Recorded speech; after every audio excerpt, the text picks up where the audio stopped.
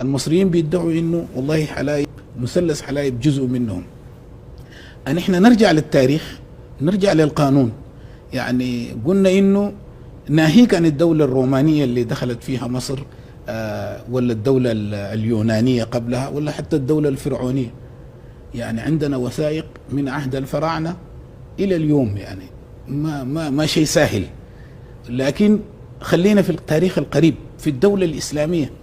يعني أن احنا الآن أبسط وثيقة عندنا موجودة في خطط المقريزي، إذا أي إنسان اطلع عليها بيلقى إنه في خطاب من خليفة المسلمين أمير المؤمنين في بغداد يلتزم فيه لعظيم النوبة بالمحافظة على حدوده من برنيس إلى باضع.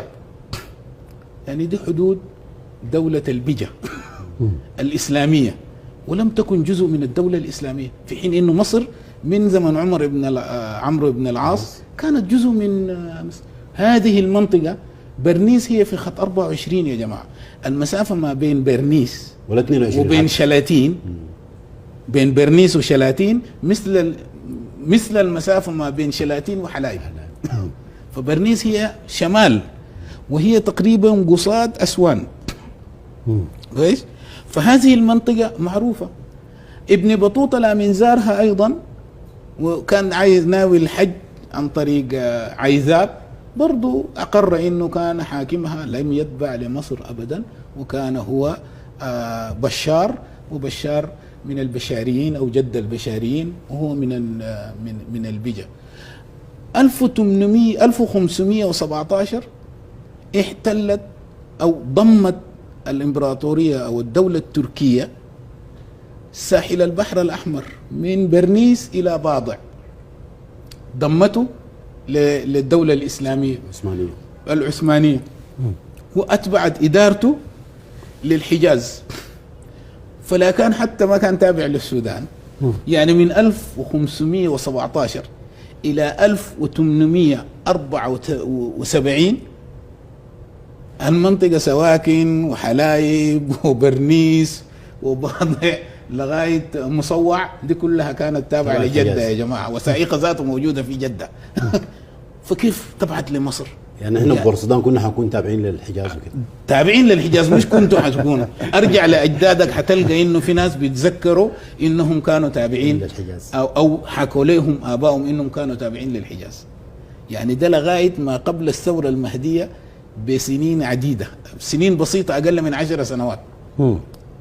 كانت هذه المنطقه بطولها من برنيس الى باضع كانت تابعه لجدة. وكلام ده انا بقوله موجود في الوثائق التركية، وموجود في وثائق حتى في جدة يعني.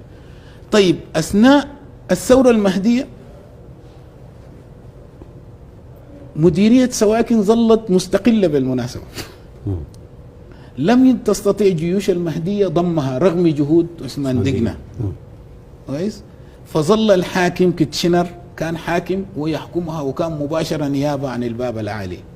مثلها مثل مديرية الحدود اللي هي جنوب من أسوان جنوبا وحتى حلفة.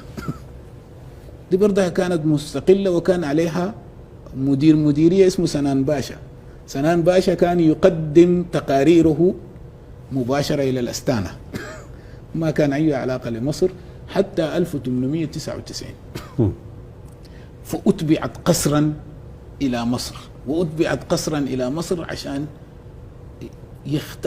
يختاروا منطقة لبناء سد يروي مصر. فقسمت النوبة إلى قسمين.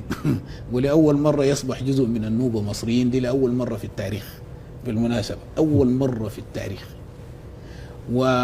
فأيضا أثناء الدولة الحكم الثنائي السودان المنطقة كانت موجودة يا جماعة. محمد قول كان فيها مزارع بتاع اللؤلؤ، وكان فيها مصيف كويس، كان بمشي الحاكم العام بصيف فيه في منطقة.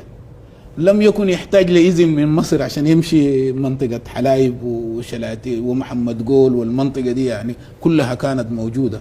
كان عنده شاليهات موجودة بمشي بيقضي فيها جزء كبير جدا من الصيف لأنه ذاته اسمه هنا ده يعني الجو رطب شوية وما فيه ما دركت عليك التسلسل، لكن تريد أن تقول بأنه يعني تاريخيا هذه المنطقة تبع السودان فما عنده مصلحة يمشي يخش في موضوع إدارة مشتركة أصلا.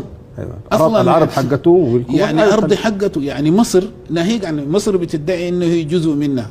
مصر استقلت رسميا سنة 1922 وانضمت لعصبة الأمم. لماذا لم تضم حلايب معها في الخرطة؟ كان الأولى أنها تضمها معها في الخرطة اللي قبلت بها في عصبة الأمم. ده الاستقلال الاسمي بالمناسبة. لكن مصر استمر فيها الاحتلال حتى 56 حتى الجلاء.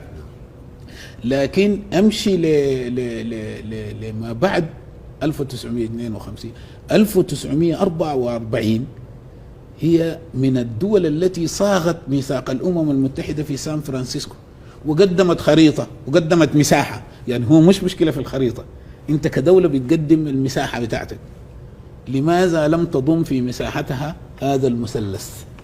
ده سؤال بالنسبة للمصريين.